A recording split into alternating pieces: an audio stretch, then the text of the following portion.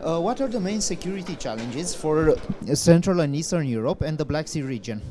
In the microphone. Okay, well, before I say anything, I need to preface whatever I say with the limitation that I'm here in a personal capacity. I do not speak with the authority of the United States government. This is only my own views. But in terms of the security challenges for Central and Eastern Europe, I've written about this extensively over the last few years. And I think, and you see it, manifested in some of the discussions today. And this is not an ad hominem comment about anybody, but we are all prisoners of our past. And I would say and I will talk about this in my presentation later this afternoon, where I discuss, you can still see vestiges or historical memories of previous regime and previous way of doing things and the previous way of thinking.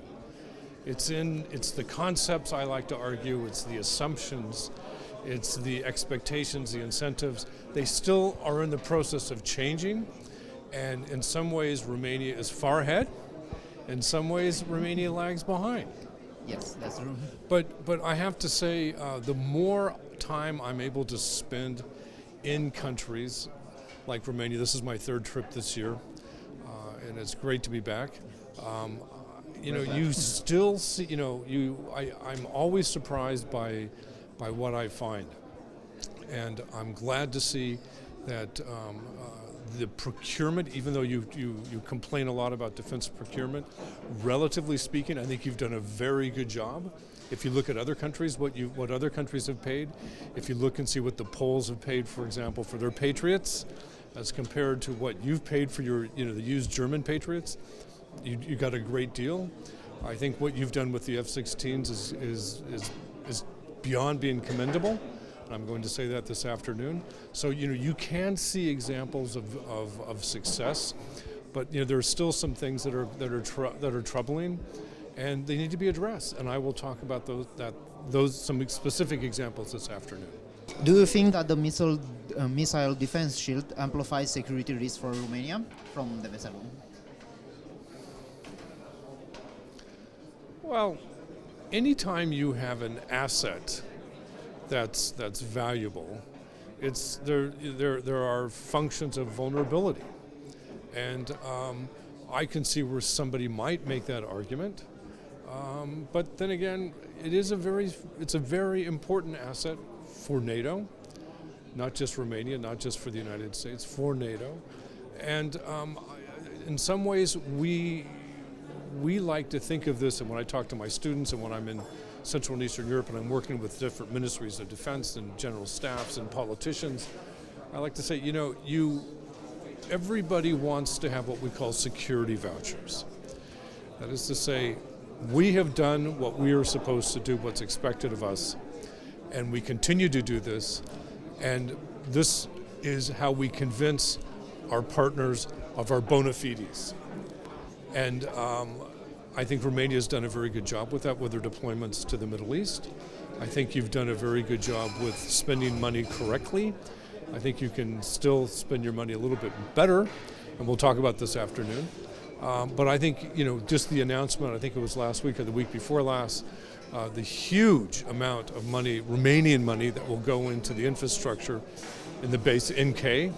I think this is a great example of a security voucher, just like the missile defense system is a great example of Romanian willingness to do its part in carrying its weight in NATO. So is it a vulnerability? Possibly.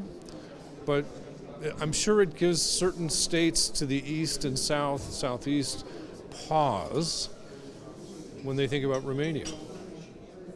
And I think that's a great thing. Romania and the other NATO countries are increasingly investing in improving their defense capabilities. Are these investments effective? What is the proper defense budget to basically cover Romania's national security issues in domestic, also alliance frameworks? I'm of the view you get nowhere debating and discussing defense when you put this sort of discussion in the context of percentage of GDP, gross national product. I think that's a huge mistake. because in some ways you can never spend enough on defense, right? I think the more important question is, what are you buying today? Because the politicians will tell you how much money you have.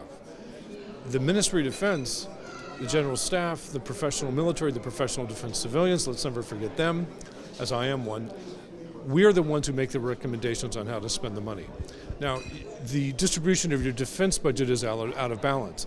I understand the pension reform law. I understand the huge amount of money you have to spend on personnel. The good news is that percentage is going down. That's great. But a healthy defense budget, if you look at the three main categories, personnel, operations and maintenance, and procurement, should be in equal thirds. Once you move out of equal thirds, something goes amiss, something goes wrong. You spend too much money on capital investment. Estonians have had this problem. You're not spending enough money on training the right personnel, and you're not spending enough money on training itself. So whenever you see this go out of alignment, bad things start to happen. You're out of alignment, and we can see this in terms of what you spend on operations and maintenance, less than 10%. So that's one of the lowest in all of Central and Eastern Europe. But there are other countries that spend a lot, like Hungary. They spend, I think, close to 32% on operations and maintenance. But if you look at the indicators, they don't do collective training for the Army, and their Gripen fleet don't fly the requisite number of hours. So where's the money going? So there are percentages, and then you have to look at the outputs, the outcomes. So yes, if you are spending a lot of money on operations and maintenance, if you're running old equipment, MiG-21s, okay, they may be useful for air policing, but they're not useful in the modern airspace. What do you get? What are the outputs you're getting? So forget about percentage of GDP. Look at percentage of defense budget, how it's being allocated and spent. And then you can start asking questions, do I really need all this infrastructure? Do I need this? Do I need that? Do I need all of this legacy stuff? You know, do I need essentially two fleets of ships? You have the modern ships, the two Type 22s, and then you have the old legacy stuff. The old legacy stuff, it eats money. And is it effective? Can it survive on the modern battlefield? I have my doubts. What should be Romania's foremost priority considering all security challenges facing Romania? Modernization. Modernization in terms of equipment, modernization in terms of making people the most important asset you have, and modernization and training. So, very simple. Focus on the individual and continue what you have been doing, buying intelligently, making sure the right people are educated and trained, and then growing them. And you grow by stressing them. You know, you don't stress your commanders enough. You don't make your commanders rate their subordinates. You know, there's a lot of things you do which are still legacy that you need to think very hard about. But if your fundamental purpose is modernization, you start with people. Because that's something you can do today that costs no money. You know, buying the equipment, that costs money, that costs foreign exchange, we understand that. But changing the way you utilize the people you have in the force today, attracting the right people, and I hate to say it, you're going to also have to cull. You'll have to retire people that don't want to be retired. Every modern defense force, professional force, has to deal with this. You have no choice. Otherwise, you wind up with an old army, which is not going to be very helpful, not on today's modern battlefield. It's a young man, young woman's game. So that would be my message. Modernization, start with individuals.